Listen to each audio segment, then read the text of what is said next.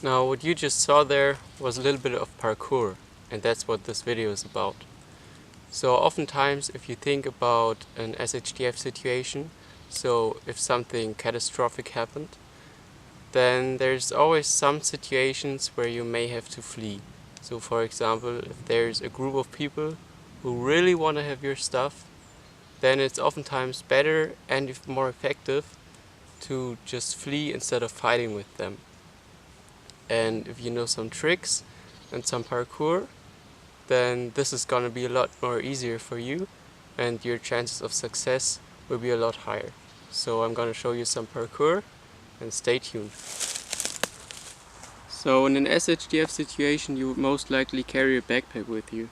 So I'm gonna show you every trick with and without a backpack. So the first trick is the so-called step vault. So a lot of people, if they go over an obstacle like this, they probably do something like this here. But if you're running and you're trying to get away, this is just too slow. So that's the step vault. You just place your hand here and you place your right foot here, or if you do it like this, you place your left foot here, and then you just push through your other foot and you step down. And if you do this faster, then you can do this while running and you won't lose any speed. And now with the backpack.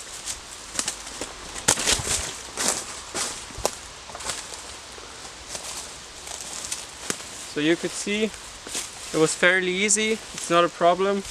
You just have to see, because it sometimes bounces up and down, so that you don't fall over or something. But if you're careful, then that should be no problem. So the next thing I want to show you is the so-called precision jump.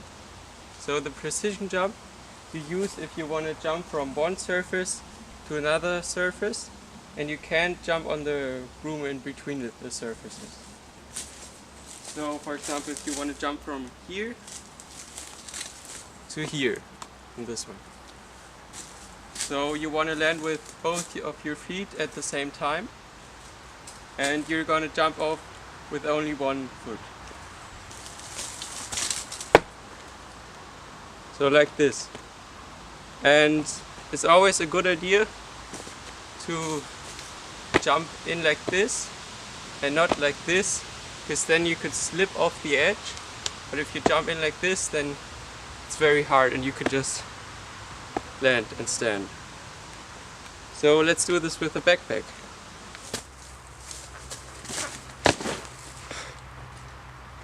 Okay, so this is a lot harder than just jumping off without the backpack, because you need a lot more force to jump from here to there. So don't overestimate yourself. Try out how far you can jump, and yeah, just train. What I just did was a precision jump, but I was running before it. So normally when you do precision jump, you stand on a surface, then you jump to another surface, and you don't really have the time to run. So what's very important when doing this is to use your arms to gain some lift and some power. So you need to focus on your target, and then you need to use your arms and just jump off and land. Oops! So what's really important when landing is to go down into your knees like this, just go into your knees, so that you lose some of the power and don't fall over or something. So let's look at this obstacle here. An untrained person might do something like this here. And while this works, it's not very fast. So what I want to show you is the Kong. And the Kong is a very good trick. And I'm just going to show you first.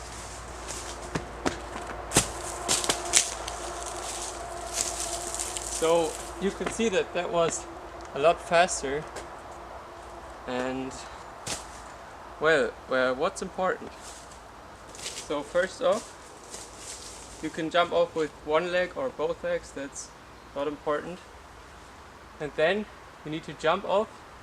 You need to reach with your hands for the target, and then you need to push up your hands, like it's a movement like this, like you push through. And then you need to push your legs through your hands, so like this. And if you want to try it out for the first time, you might consider doing something like this here and then jumping down. And if you do this more often, then you become better at it, and then you can do it faster and more fluid. And yes, so it's really fast. You can get over an obstacle really fast, and it's a very good idea to be able to do something like this. Let's try doing it with a backpack. So what I found out is very important is to fasten the backpack really good so that it can wobble around a lot, because this can, if you jump, the backpack will go up and it will hit on your back, and that can really hurt. So you can be glad that I tried it out for you and I just show you.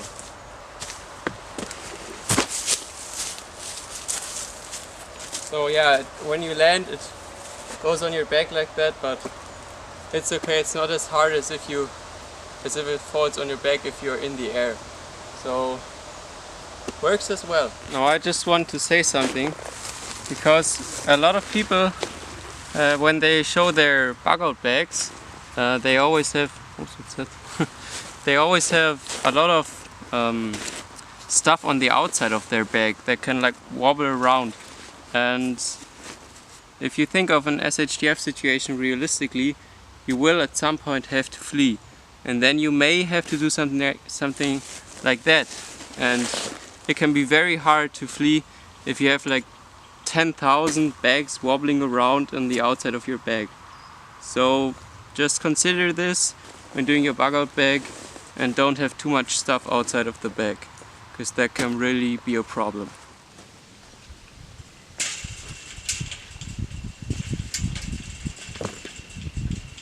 So in the city you'll often meet obstacles that are a lot higher than in the forest.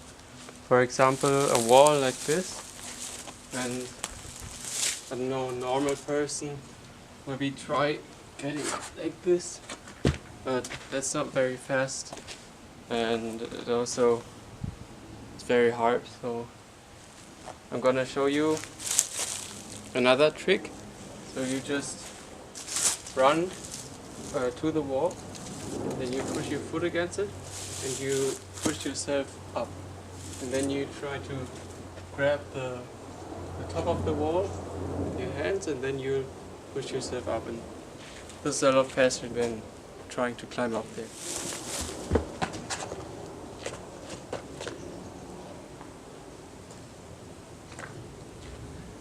That was very fast.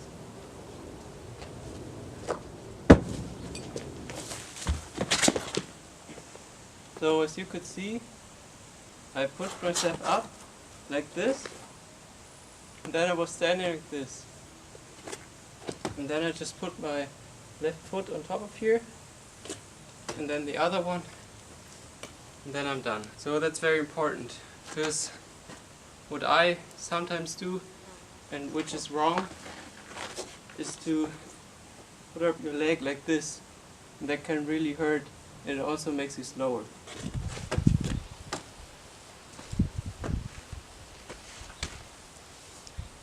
So let's imagine you need to jump from a really high position like this one, and you can't just jump down because it's really going to hurt. So you need to make a roll, and I'm going to show you how to do that. So the roll you need for parkour is a little bit different from the one you learn in school. So the roll in school goes something like this here. But the parkour roll is a little bit different, because when you jump down from a high position and then you fall into the ground and do a roll, you don't want to roll over your spine, because that can really hurt. So the goal of the parkour roll is to roll over your shoulder like this. So for that, you place your left hand on the ground, or your right hand, depending on what you like, and your other hand place like this. And then you need to put your head like this, and then you gotta roll over your shoulder. So I'm gonna show you slowly. So like this. And if you have a little bit more speed, then you can stand up right after that. So just a little bit faster now. So let's jump from there.